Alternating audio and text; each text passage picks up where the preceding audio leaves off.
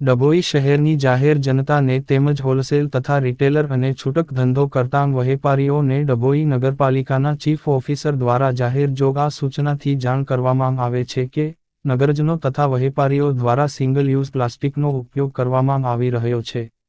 તેને લીધે પર્યાવરણ પર ગંભીર અસરો જોવા મળી રહેલ છે અને સ્વાસ્થ્ય પર પણ અસરો વર્તાય છે, જેથી સરકારશ્રી દ્વારા આવા પ્લાસ્ટિક ઉત્પાદનોને પ્રતિબંધિત જાહેર કરેલ છે, જે સિંગલ યુઝ પ્લાસ્ટિક તેમજ બલ્ક વેસ્ટનો ઉપયોગ તાત્કાલિક બંધ કરવા જણાવવામાં આવે છે. જો તેનો ઉપયોગ જોવા મળશે તો સ્થળ પર જ રૂ.500 નો દંડ તથા 1 કિલોગ્રામ ઉપર સિંગલ યુઝ પ્લાસ્ટિક કે બલ્ક વેસ્ટ મળશે તો તે પણ જપ્ત કરી રૂ.2000 વધારાના વસૂલવામાં આવશે તથા બાકીના કિલો દીઠ રૂ.500